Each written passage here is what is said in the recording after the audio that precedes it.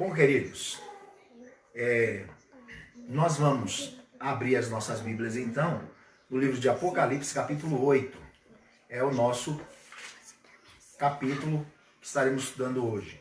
Apocalipse, capítulo 8.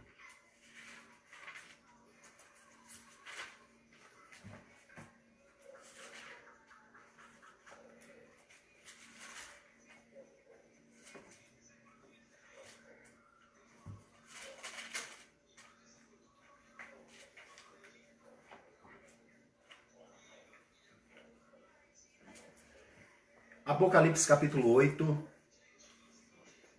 Espera um pouco os irmãos aí acharem na sua Bíblia.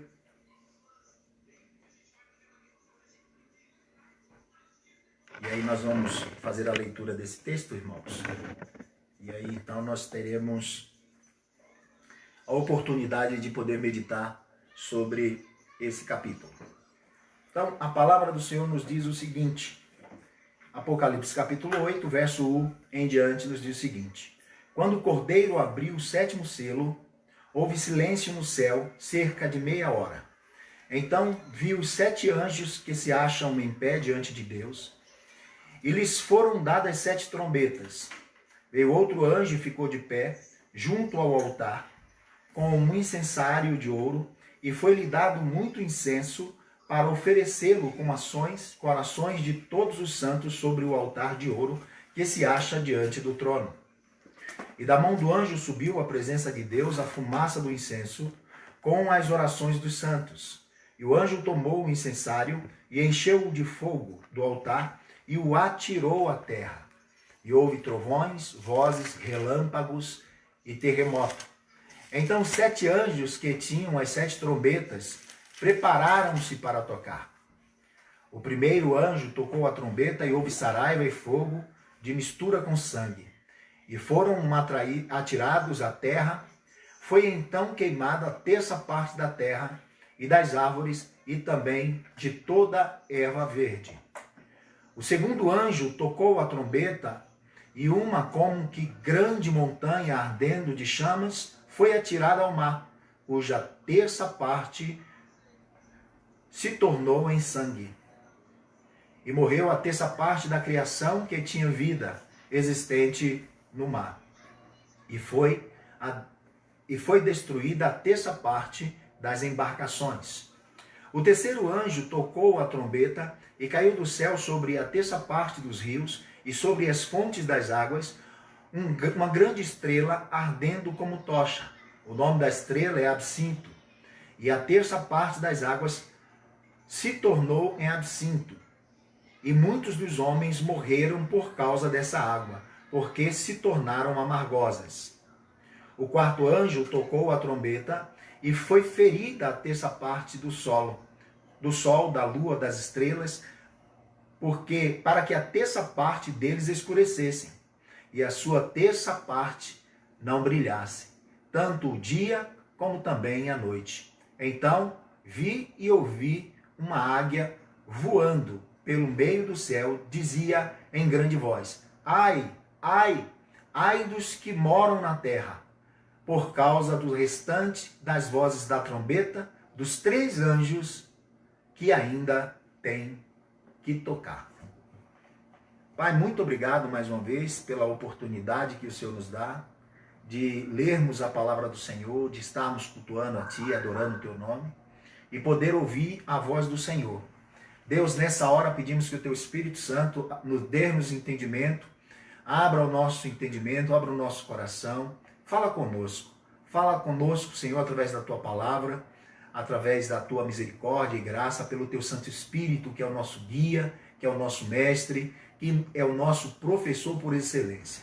Abre o nosso entendimento, abre o nosso coração, fala conosco, fala com o Teu povo, fala com a Tua igreja, fala com aqueles que nos ouvem, ó Deus, nesse momento. Dá-nos capacidade de poder compartilhar a palavra do Senhor com graça, com autoridade, com unção, Pai. Em nome de Jesus, que o Teu Espírito Santo dê-me a iluminação, ó Deus, das Escrituras, para que possa falar da forma que o Senhor quer que falemos. ó Deus, e aplica essa palavra no coração de cada um de nós, é que oramos e te agradecemos no nome do nosso Senhor Jesus. Amém. Bom, queridos, nós estudamos o capítulo 6, e o capítulo 6 narrou fatos completamente severos, mostrando a manifestação de Deus sobre o povo de Deus, ou sobre os inimigos de Deus, trazendo juízo sobre os inimigos de Deus, aqueles que não se dobraram perante o Senhor e que blasfemaram o nome do Senhor e foram rebeldes ao Senhor e escolheram seguir o seu anticristo. Então ouvimos esse estudo do capítulo 6 e o capítulo 6 mostrando a ideia do sexto selo e que cada um dos selos que foram apresentados, primeiro pelos 4 cavaleiros e depois foram apresentados os outros 2 selos, o sexto selo ele foi muito severo, trazendo uma forma de punição muito mais intensa do que o primeiro.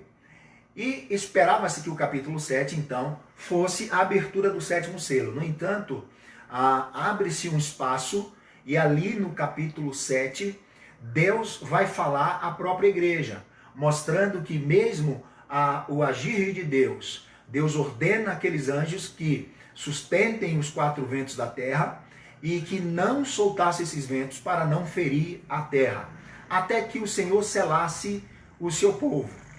E a Bíblia nos mostra então, no capítulo 7 que estudamos, a ação protetora de Deus em meio ao caos, em meio ao juízo de Deus derramado na terra. Então o capítulo 7 não veio a abertura do 7º selo, e era o que se esperava. E talvez João esperasse isso. No entanto, Deus abre um espaço, abre um parêntese, e se volta para João e conforta a sua igreja, mostrando que, embora Deus estivesse derramando o seu juízo sobre a terra, o povo de Deus que estava sendo selado, aqueles que estavam tendo uma conversão genuína, um novo nascimento, uma regeneração, e que receberam o Espírito Santo de Deus, estavam sendo selados para aquele grande dia, do dia do derramamento da ira de Deus. A igreja passaria por grandes tribulações, por dificuldade, ela não será poupada da tribulação, mas ela será poupada do derramar da ira de Deus. E qual é essa tribulação que a igreja passará, que o livro de Apocalipse nos mostra? É a perseguição dos inimigos de Deus, do povo rebelde, do anticristo, contra a igreja do Senhor, matando, levando em cativos, saqueando os seus bens, ou seja, levando-os em espólio, os seus bens, e eles fugindo e tentando sobreviver. Então, essa perseguição a igreja passará. No entanto, não passará pelo derramar da ira de Deus, porque no capítulo 7, os anjos estão segurando, os 4 anjos estão sobre os 4 pontos cardeais da terra, segurando os 4 ventos que Deus havia dado poder para destruir toda a terra. E o anjo pede, aparece o 5º anjo que diz aos 4 anjos que não soltassem esses ventos, que é a ideia que vem de destruição sobre a terra, não derramasse ou não soltasse até que o povo de Deus fosse selado. Então, semelhante à praga do Egito, que aqueles que foram selados pelo sangue não sofreria a ira de Deus, não sofreriam as 10 pragas. Sobretudo, a última praga em que eles espargem o sangue nos umbrais da sua casa, nas suas portas, e que o anjo da morte não toca. Assim também, no derramar da ira de Deus, não será destinado para o povo de Deus. Porque a Bíblia diz que a ira de Deus não é derramada sobre os seus filhos, mas sobre os filhos da ira. Para esses estão reservado a manifestação ou derramar da ira de Deus. E aqui no capítulo 8, então, termina, na verdade, a abertura do 7º selo.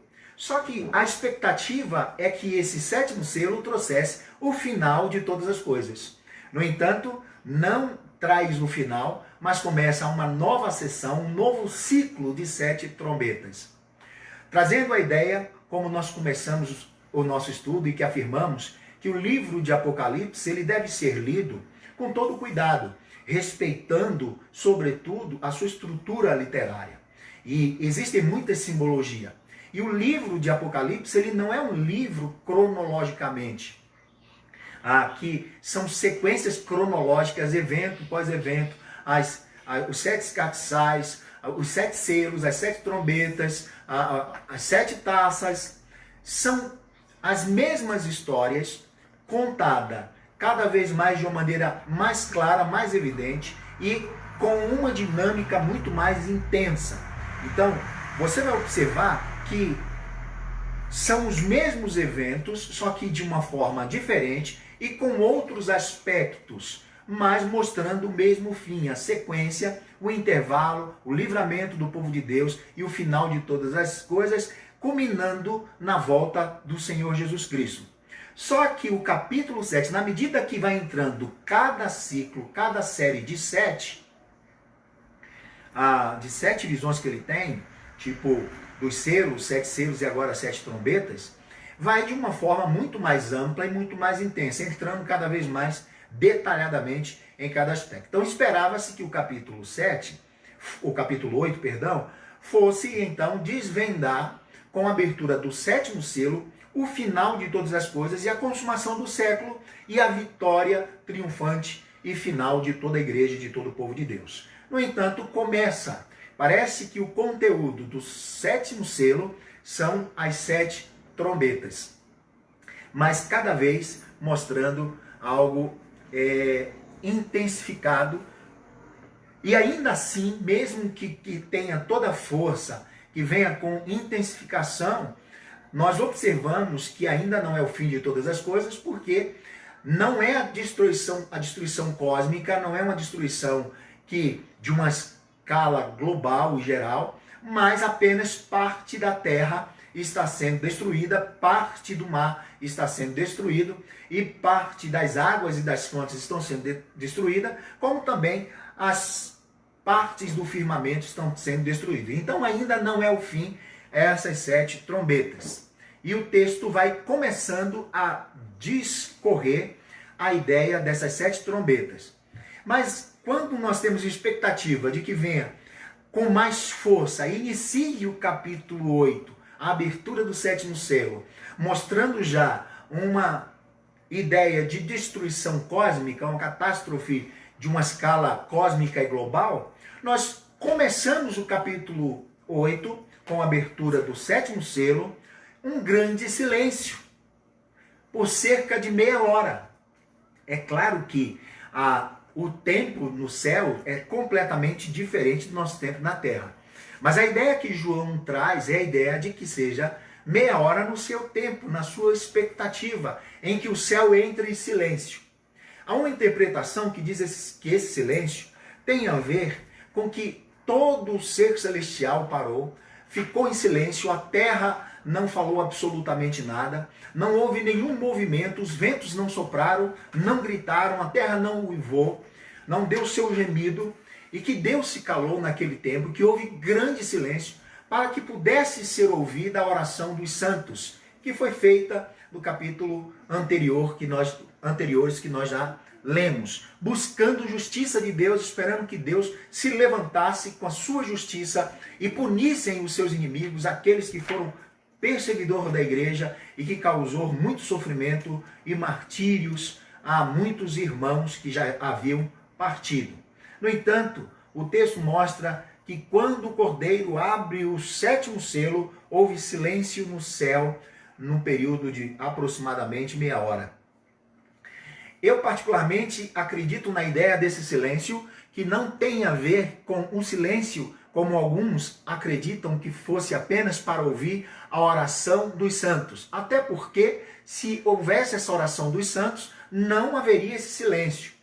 No entanto, a ideia que parece caber mais, ser mais cabível, ser mais coerente, é a ideia de um silêncio de reverência e de pasmo, de completo assombro pela manifestação do que sucederia. Um silêncio de tensão do que viria a ser proclamado a partir das 7 trombetas que começassem a tocar uma por uma. Então esse silêncio tem muito mais a ver com a expectativa que todos os seres estavam pasmo daquilo que viria do grande juízo de Deus, do grande derramar de Deus sobre toda a terra. E houve então esse silêncio de admiração, num aspecto de assombro, de expectativa daquilo que se aguardava, do que a trombeta iria começar a pronunciar. Então há um silêncio, e esse silêncio diz muita coisa. A reverência, a grandeza de Deus, ao poder de Deus, a majestade de Deus e aquilo que o Senhor então partiria a determinar sobre a terra, entregando uma trombeta a cada um dos sete anjos. Houve esse silêncio de expectativa, aguardando então o pronunciamento do grande Deus sobre toda a terra. E é interessante nós olharmos isso, queridos, porque quando ele abre o selo e que vem esse silêncio, nesse sétimo selo, esse silêncio fica por meia hora, e esse silêncio é quebrado então pela voz estrondosa de Deus. Observa o que vai dizer o verso 1, o verso 2, até o verso 6. Diz assim: quando o cordeiro abriu o sétimo selo, houve silêncio no céu cerca de meia hora. Então vi os 7 anjos que se acham em pé diante de Deus, e lhes foram dadas 7 trombetas. Veio outro anjo e ficou de pé junto ao altar, com um incensário de ouro, e foi-lhe dado muito incenso para oferecê-lo com as orações e de todos os santos sobre o altar de ouro que se acha diante do trono. E da mão do anjo subiu à presença de Deus a fumaça do incenso, como as orações dos santos. E o anjo tomou o incensário e encheu do fogo do altar e o atirou à terra, e houve trovões, vozes, relâmpagos e terremoto. Então os 7 anjos que tinham as 7 trombetas prepararam-se para tocar. Então, esse intervalo de silêncio dá a ideia de uma preparação para o toque das trombetas que trariam ou anunciariam o juízo de Deus derramado. Lembrando, mais uma vez, para que você traga na sua mente isso, as 7 trombetas não é cronologicamente algo que vai suceder posterior aos 7 selos, mas é algo que se acontece simultaneamente, mesmos eventos, só que na medida que vai aumentando as séries dos 7, os ciclos dos 7, como os 7 castiçais, como os 7 selos, como essas 7 trombetas, os 7 taças, e assim sucessivamente, cálice, vai se intensificando e com uma abrangência muito maior e muito mais clara. Então o capítulo 7 mostra isso, e há um grande silêncio. Os anjos estão se preparando nesse silêncio, enquanto Deus está se preparando para trovejar sobre a terra, para manifestar seus trovões, para falar com força, para que a terra se derretesse, como o próprio Salmo fala, que Deus fala através da sua voz poderosa, e toda a terra, todos os montes se estremecem, se dissolvem diante da poderosa voz do Senhor Deus. Então esses anjos estão, João vê 7 anjos, e o próprio que estão diante do trono de Deus, mostrando mais uma vez que é Deus quem determina esses toques de trombetas e esse juízo sobre a terra. E é o próprio Deus quem ordena e distribui a cada anjo para que toque as suas trombetas. Então, o texto vai desenrolando que no final do tempo, quando as coisas começarem a piorar, para muitos a ideia é de que parece que as coisas estão fora do controle e fora do domínio de Deus. No entanto, nós sabemos pelas Sagradas Escrituras, pela revelação da palavra do Senhor, de que tudo está de acordo com o que Deus permitiu.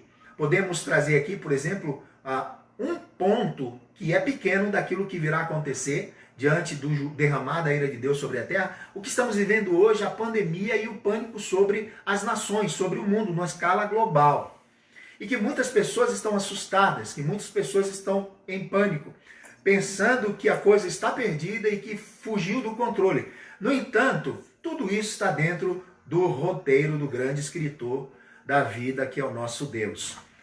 Então é o próprio Deus quem autoriza esses anjos a tocarem. E tudo que vem da parte de Deus. Não é da parte do maligno. não é da parte de Satanás, mas é a punição de Deus, que não é sobre o povo de Deus, o seu povo, sua igreja, mas sobre os rebeldes, sobre o povo que viraram as costas para Deus. Então João vê os 7 anjos, e diante desses 7 anjos, eles são entregues 7 trombetas, e eles ainda não são ordenados a tocar. Há esse silêncio, e mais um anjo se aproxima, e ali também diante do altar, que está com o incensário, que está as orações dos santos, como a Bíblia diz.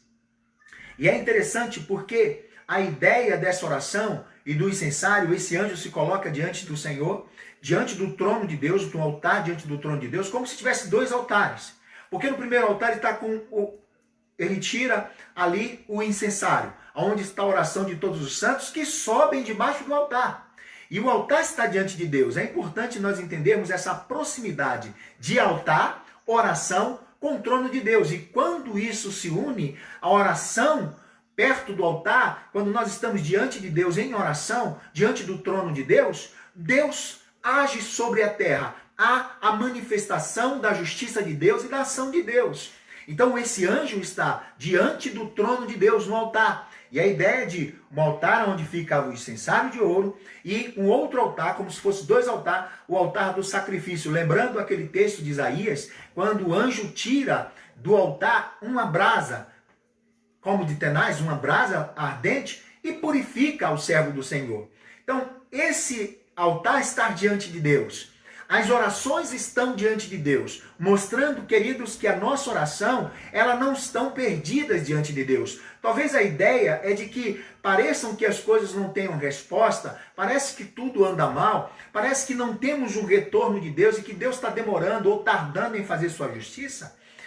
O texto nos traz grande conforto, meus queridos, porque a Bíblia diz que a oração dos santos, e aí agora não são apenas a oração dos mártires, mas o texto vai deixar explícito que a oração de todos os santos que são entregues diante de Deus e que chegam até a Deus, mostrando que não tem ninguém que tem uma oração mais privilegiada que a outra, como muitas pessoas têm entendimento. A oração de alguns são mais poderosas do que a oração de outros. Na verdade, uns oram com mais fé, com mais insistência, persistência e com mais perseverança de que muitos outros. Mas o texto vai nos mostrar que é a oração de todos os santos, dando a ideia que é a oração da igreja de Deus na face da terra, que chegam perante a Deus. Então essa proximidade de trono, ou do altar, de culto, de devoção, de adoração a Deus, está diante do trono. A importância da igreja se colocar sempre diante do trono de Deus em oração. E o texto mostra então a ideia disso. Veio o outro anjo, versículo 3, veio outro anjo, ficou de pé junto ao altar com um incensário de ouro, e foi-lhe dado muito incenso para oferecer com as orações dos santos sobre o altar de ouro. O texto não mostra muito, não traz muita clareza acerca desse anjo. Mas a ideia e a função desse anjo é muito clara.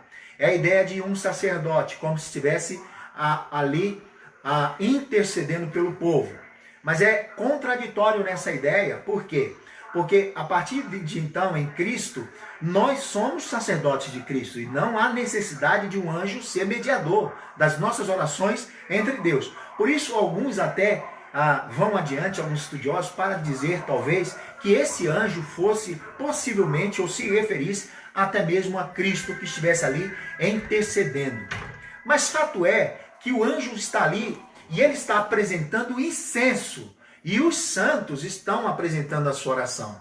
E, no entanto, o que ele apresenta, o incenso não leva às orações, mas o incenso sobe juntamente com a oração que são feitas pelos santos. Então, aqui não traz uma ideia, embora apareça essa figura de sacerdote, não é. Por quê? Porque cada cristão em Cristo Jesus é sacerdote do reino de Deus. Então, nós cremos no ministério do sacerdócio universal. Então nós temos livre acesso a Deus e não temos necessidade de que um anjo esteja ali como mediador das nossas orações a Deus. O único mediador que está entre nós, nossa oração e Deus, entre o altar e o trono de Deus, é o nosso Senhor, que é o nosso sumo sacerdote. Diante disso, anjo não pode ter essa função. Mas a Bíblia fala das funções dos anjos, que eles estão a nosso serviço.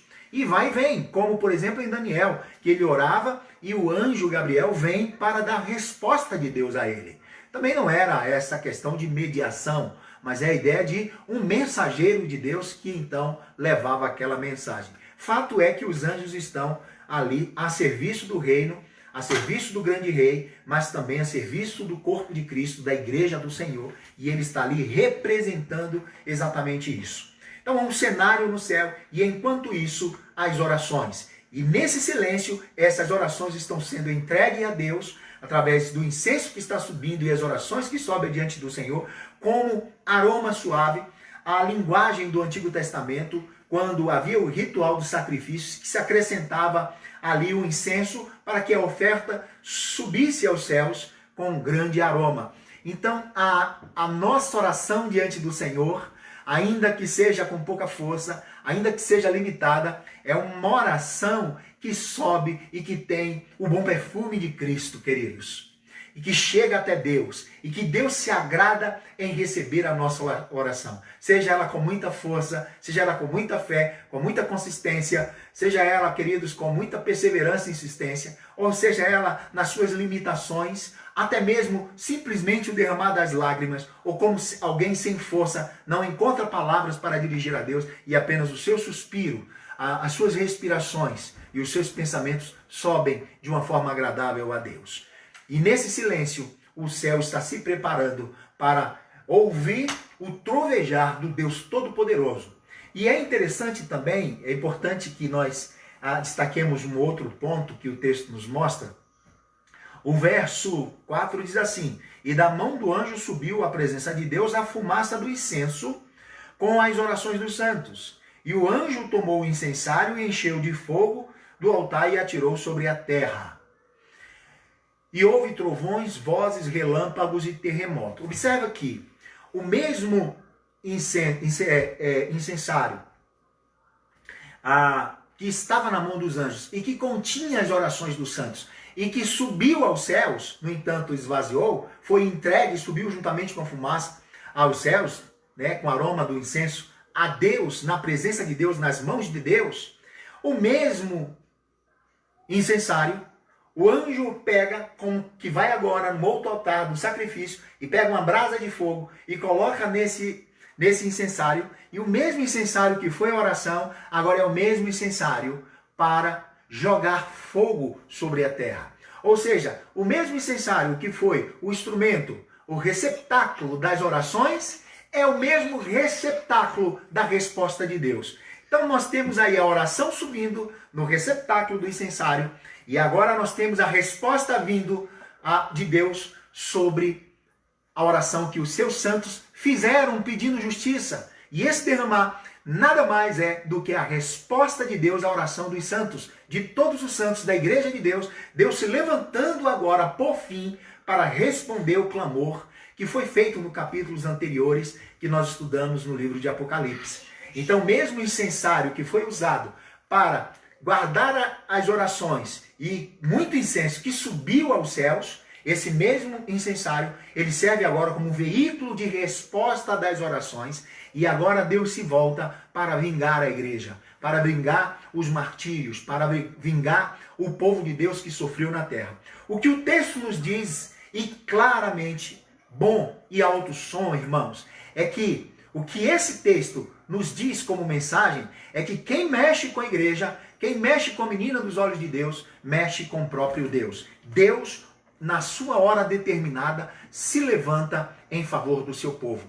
Nós podemos nos sentir fracos. Nós podemos muitas vezes ter a ideia ou a sensação de que estamos perdendo batalha. E muitas vezes a sensação é tão nítida de que não temos resposta, de que não vemos nenhuma resposta ou uma solução ou a luz no final do túnel.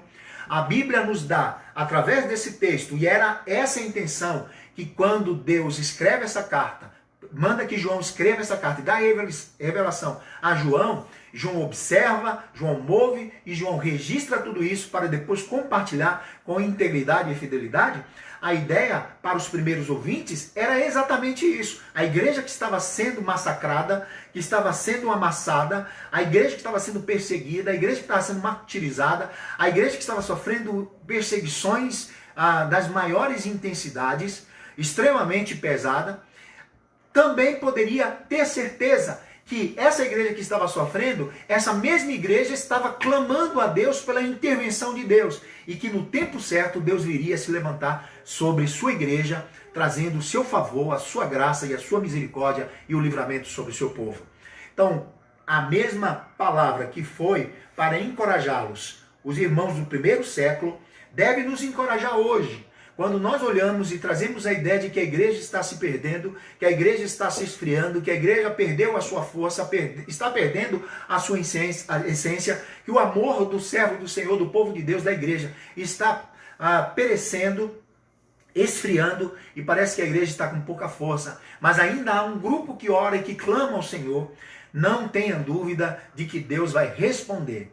E essa resposta é exatamente a manifestação da ira em forma, queridos, como o texto apresenta aqui, de fogo, trovões, vozes e relâmpagos e terremoto. Então, meus irmãos, Deus quebra o silêncio, respondendo à oração do servo do Senhor. Então, esse texto também mostra uma outra verdade, que o silêncio de Deus não significa que Deus está nos reprovando. Embora o diabo aproveite esse tempo justamente para dizer que estamos sendo reprovados por Deus ou que a nossa oração não está chegando aos céus. Mas no silêncio de Deus, Deus estava aguardando um momento para então responder, derramando o seu cálice da sua ira sobre os perversos, sobre o anticristo e sobre os seus seguidores. Mas ainda não é, embora com intensidade sejam palavras pesadas, ainda não é o final de todas as coisas. Por isso, nós cremos que cada sessão de 7 no livro de Apocalipse é um ciclo contado. E agora ele está contando o ciclo. O 7º selo inaugura um novo ciclo de 7 trombetas, contando as mesmas histórias com detalhes, alguns diferentes, com nuances muito mais fortes e dores e juízo muito mais pesado, mas ainda não numa escala final. Na medida que vai se revelando as 7 trombetas, vai se intensificando o fim, e depois vem então as taças que serão derramadas, uma outra sessão da mesma maneira. E aí, queridos, Deus troveja sobre o povo. O Senhor troveja sobre toda a terra. É interessante sobre o silêncio de Deus, Abacuque diz: o Senhor Deus está no seu santo templo, calem-se diante dele toda a terra. E Lamentações 3:26 vai dizer: bom é aguardar a salvação do Senhor, isto é, em silêncio. Parece que os santos estavam ali, e juntamente com todos os seres angelicais, estavam em silêncio, aguardando a salvação do Senhor, a manifestação do juízo de Deus sobre toda a terra naquele instante. E Deus então ordena que, através da palavra, como que o fogo estivesse riscando os céus e vindo sobre a terra, que o anjo joga o seu incensário com fogo sobre a terra. A ideia de fogo traz a ideia de punição de Deus. Duas era como aceitação, havia 2 possibilidades na Bíblia sobre o significado na Bíblia sobre fogo. Uma delas é a aceitação de Deus do seu sacrifício, que vinha sobre os holocaustos e consumia. E também no intuito, o segundo significado, de juízo. Nesse caso, não era de aceitação de sacrifício, mas era então de juízo sobre aqueles que estavam destruindo e perseguiram e negaram a Deus. Fato é que ele atinge os pontos da terra. As primeiras 4 trombetas, ela é dividida em pelo menos 2 partes.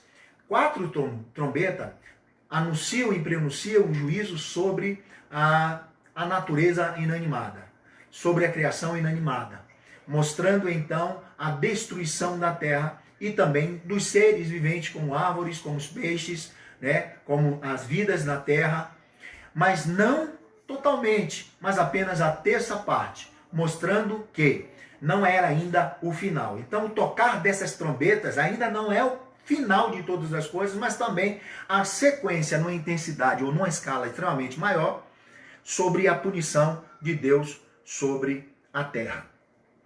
E o texto mostra então, queridos, começa a se desvendar e começa a tocar as trombetas.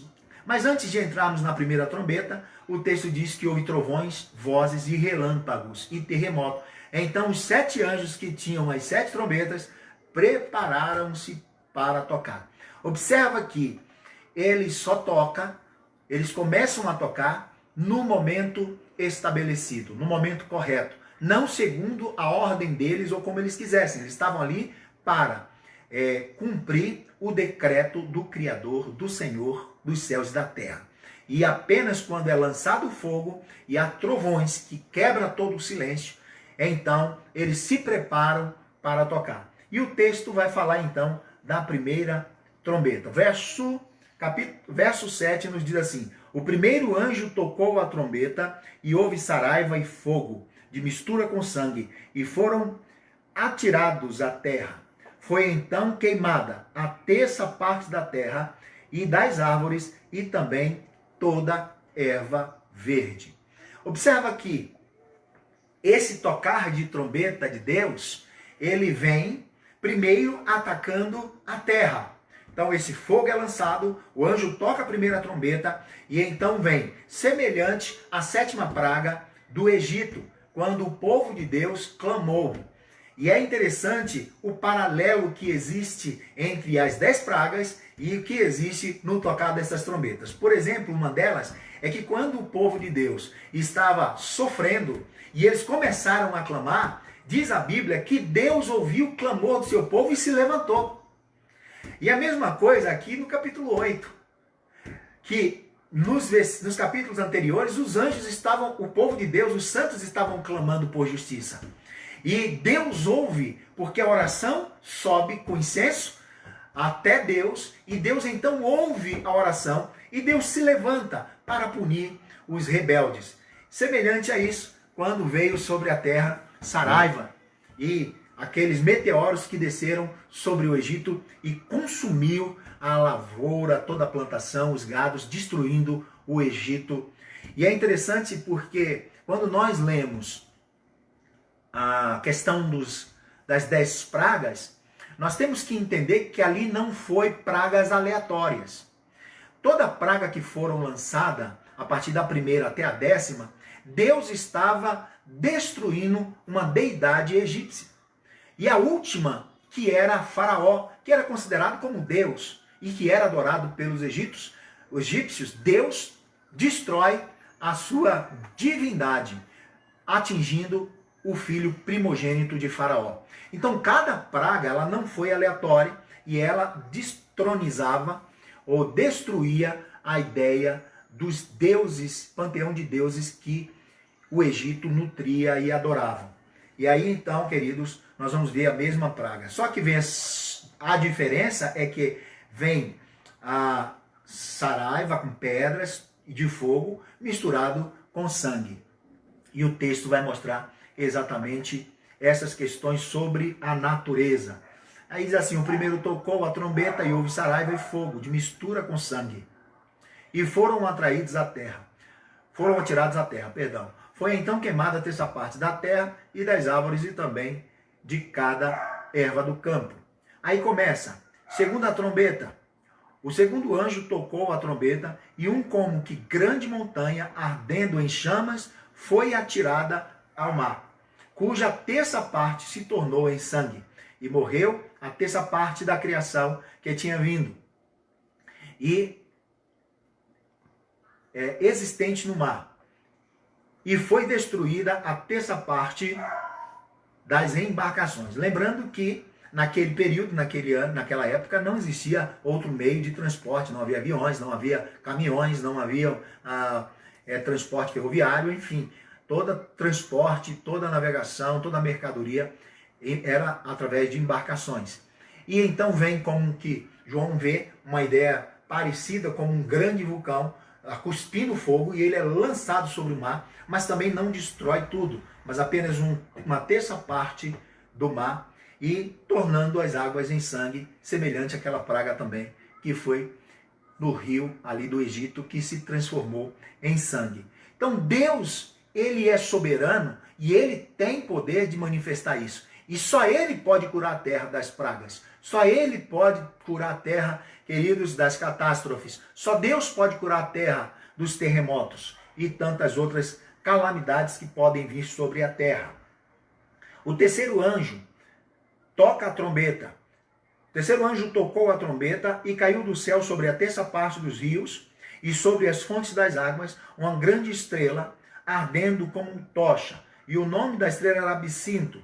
E a terça parte das águas tornou-se absinto, e muitos dos homens morreram por causa dessa água, porque se tornaram amargosa.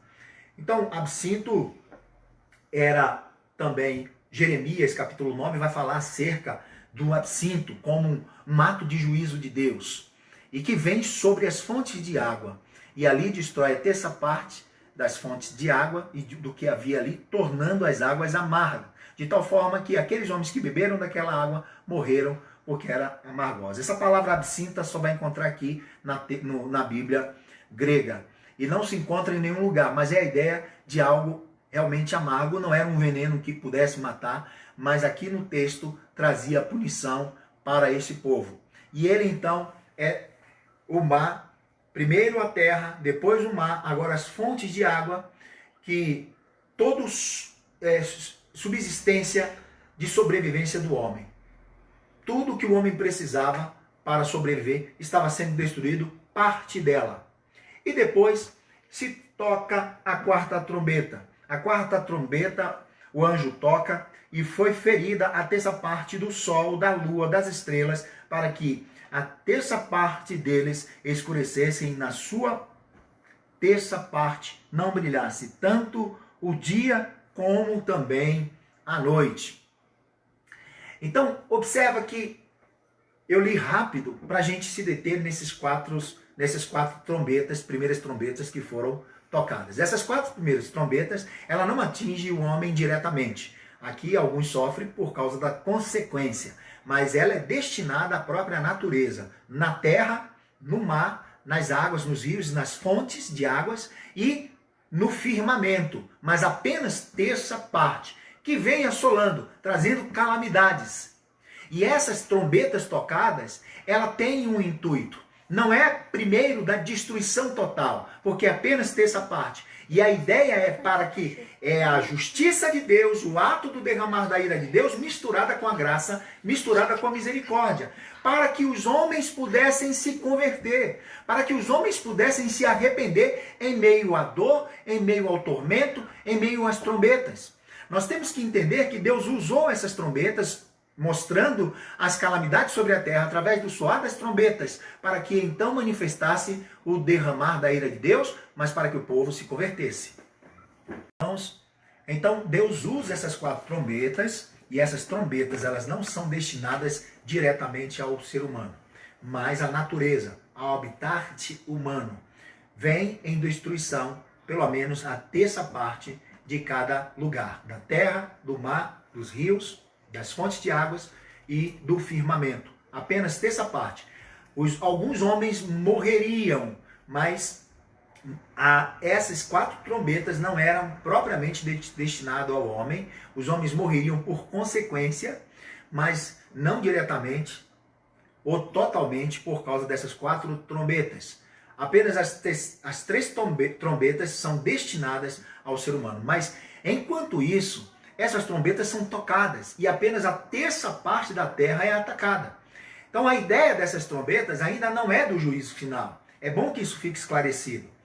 Essas trombetas, ela vem como um ato de justiça de Deus, Deus derramando a sua ira sobre os rebeldes, sobre aqueles que blasfemam o nome do Senhor, que não se dobram e que seguem ao anticristo. Mas também vem misturada com a misericórdia e a graça. Por quê? Porque Deus usa essas trombetas para que os homens, diante dessas calamidades na terra, tenham juízo e se voltem a Deus, arrependam dos seus pecados e voltem-se ao seu Criador. Tudo isso que nós estamos vivendo aqui, nós estamos dentro desse cenário bíblico. Talvez estejamos um pouco adiantados no tocar dessas trombetas, que vai se intensificando, mas estamos dentro desse cenário. E, por exemplo, nessas calamidades que temos visto, essa praga que tem visto, essa pandemia que temos visto, é a trombeta de Deus tocando para que os homens se voltem para o seu Criador, temam a Deus e o adorem, e o sirvam, se convertam dos seus maus caminhos e voltem para Deus. É um ato de justiça, mas é um ato de graça. Deus dando oportunidade para que os homens voltem-se em meio à dor e em meio ao sofrimento. Aqueles homens que não estão ouvindo o chamado de Deus possam se converter. Então, ainda é o ato da misericórdia de Deus. Deus usa a sua trombeta. Um terremoto é trombeta de Deus. Um tsunami é trombeta de Deus. As calamidades, muitas vezes que acontecem nessa terra, não tenha dúvida de que não seja a trombeta de Deus. É a trombeta de Deus tocando sobre a terra para que os homens possam ouvi-lo, para que os homens possam voltar-se para Deus, olharem para a sua insignificância e voltar a ser dependente de Deus. Mas muitos não se converterão com o sofrimento. Nem o sofrimento dará quebrantamento a muitos homens. Por que trombetas? A trombeta tinha algumas importâncias. Primeiro, era tocada num ato de guerra. Quando se tocava a trombeta, muitas vezes, era para que o exército se preparasse porque iriam para a batalha.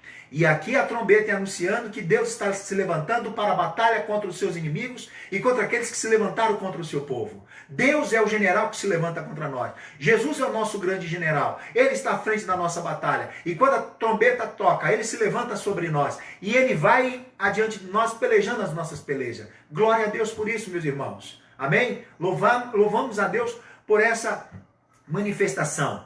Um outro uso da trombeta era para anunciar a vinda do rei. Vindo o reino e o rei com grande poder e com grande glória. A Bíblia diz que Jesus virá no soar da trombeta. Então também era a manifestação do grande rei. Ou seja, é na manifestação desse toque de trombeta que Deus se levanta com o rei para julgar a terra, para se manifestar sobre esse povo. E um terceiro, tem outros, por exemplo, para a adoração, mas não se encaixa no primeiro momento, que era tocada a trombeta para convocar o povo para a adoração. Também um outro aspecto era quando essa trombeta era tocada para a assembleia do povo de Deus, para que o povo de Deus se reunisse para convocar a assembleia do povo de Deus. E, queridos, a trombeta vai tocar, e a Bíblia diz no Evangelho do Senhor, que quando o ressoar da trombeta, Jesus trará os santos espalhados na face da terra. Onde houver o povo, no ressoar da trombeta, o povo de Deus será chamado e subirão aos céus. Então a trombeta tem uma linguagem importante, e o anjo toca essa trombeta. Mas, diante dessas calamidades, a trombeta também anuncia a misericórdia, dando oportunidade para que o povo se convertesse. Como assim? Como eu posso ter essa interpretação? É correta essa interpretação? A base para a interpretação que nós usamos, o critério básico para a interpretação da Bíblia, é que a Bíblia interpreta a própria Bíblia. Como eu afirmo que essas trombetas não eram a fim de destruir, primeiro, porque apenas uma parte da terra, uma parte do mar, uma parte das águas, dos rios, das fontes e uma parte do firmamento, terça parte foram destruídos, não toda a terra. E segundo, no capítulo anterior, que vai falar das 7 trombetas, do capítulo 8 até 11, vai se falar dessas 7 trombetas. No capítulo 9, verso 20, diz assim: os outros homens, aqueles que não foram mortos por esses flagelos, não se arrependeram das obras das suas mãos, deixando de adorar os demônios, os ídolos de ouro, de prata, de cobre, de pedra, de pau, que nem podem ver, nem ouvir e nem andar. Observa que o texto vai falar no capítulo 9, no capítulo posterior, do versículo 20, dizendo que os outros homens, aqueles que não foram mortos pelos flagelos, não se arrependeram. Então muitas pessoas, diante dessa pandemia, estão invocando o nome do Senhor, estão cantando, mandando mensagem, mas não querem mudar de vida. Isso é diferente. E aqui, queridos, é Deus conclamando para uma mudança de direção. Deus convocando para servi-lo, para deixar os nossos próprios caminhos e passarmos a seguir o caminho do Senhor. Deixarmos o caminho de adoração a demônios, a ídolos de prata, de ouro, de pedra, de pau e de bronze, que não vê, que não enxergam e que não andam e que não podem fazer absolutamente nada. Abandonemos isso e olhamos apenas para um que pode todas as coisas, que é o nosso Deus. Com Pai, Filho e Espírito Santo, que nos proporcionou salvação, livramento e preparou um lugar para que pudéssemos estar juntos com Ele. Portanto, meus irmãos, ainda o verso, capítulo 16,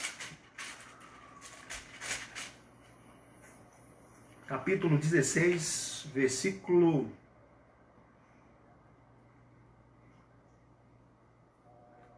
Agora eu lembrar desse texto.